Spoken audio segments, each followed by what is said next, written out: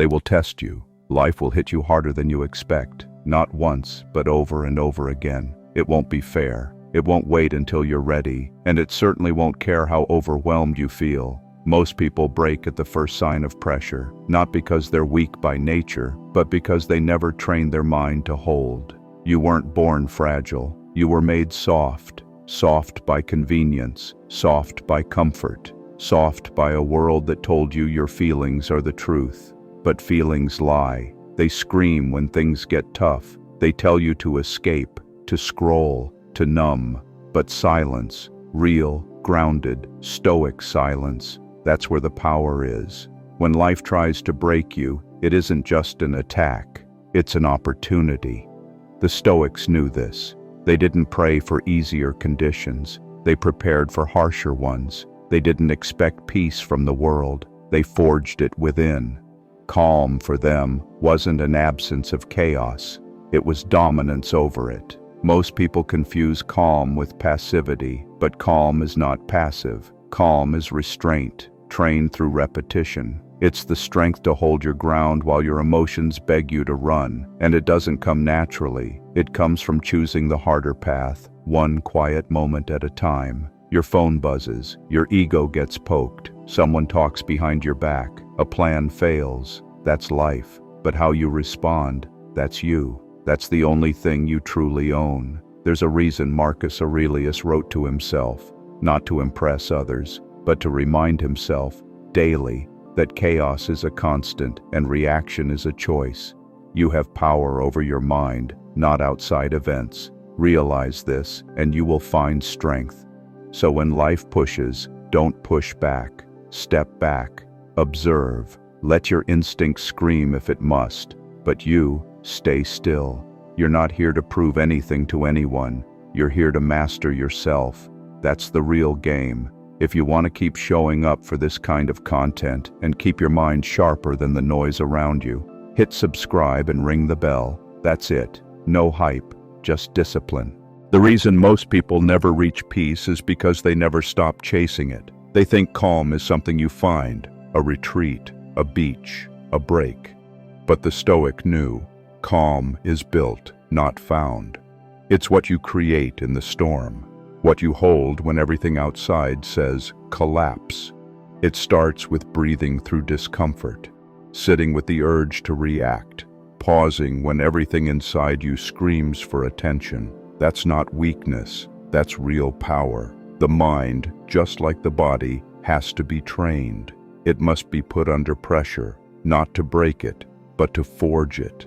This world won't get easier, but you can get harder, calmer, stronger. Because when you stop needing life to be soft, you become untouchable. Not because bad things won't happen, but because when they do, they'll find nothing to grip. Let others panic. Let them scroll. Let them shout. You, return to your breath. Return to stillness. Watch what happens when you no longer react the way they expect. You'll start to notice. People won't know how to handle you, not because you're loud, but because you're immovable. You're not dramatic, you're not explosive, you're just there, present, solid. That's the Stoic advantage. That's how you win without noise, not by overpowering life, but by outlasting its storms. Stay still long enough, and the chaos forgets you were even in the fight. That's when you've won. That's when life no longer breaks you. It passes right through you, like wind against a mountain. Most people want motivation to push through stress. Stoics train for it. They practice emotional distance so they don't get dragged into chaos every time the world acts up.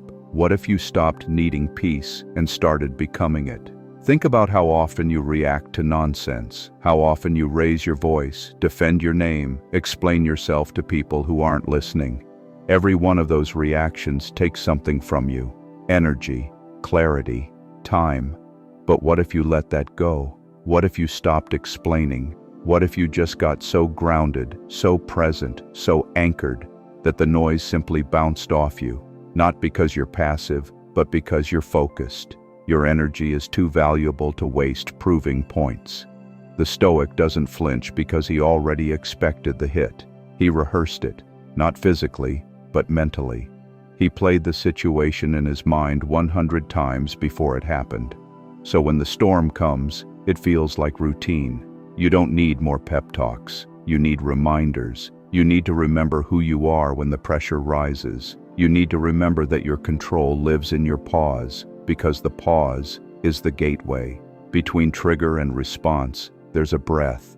That's where calm is built. That's where power is decided. So don't train to feel fearless. Train to stay calm while fear whispers. Don't train to never be shaken. Train to stay centered while shaking. You don't rise above life. You root down inside yourself, so deep, so steady, that life can't move you. The storm doesn't break you because you were never standing on the surface. You were grounded and unshakable. You think calm is about being quiet, but it's not. It's about being anchored, so nothing pulls you out of alignment. The Stoic doesn't speak less because he has nothing to say. He speaks less because he doesn't need noise to feel certain. Calm isn't empty. It's full of intention. It's filled with the strength to wait, to hold, to endure. You stop reacting not because you've lost fire, but because you've forged it. Every insult becomes an echo. Every challenge becomes a test. And every moment becomes a chance to practice mastery. You don't control outcomes, but you do control your presence. And when your presence is calm, the world starts moving differently around you. This isn't weakness. This is advanced warfare, inner war, fought in silence, won with patience. The calm man can see what others miss. He sees through anger, through fear, through ego. He sees the pattern underneath the noise, because he's not in the chaos. He's watching it, not from a place of retreat, but from a place of readiness. And that readiness is your edge. It's what allows you to walk into any room, any conflict, any storm, and still be the eye at the center, still, focused, unmoved.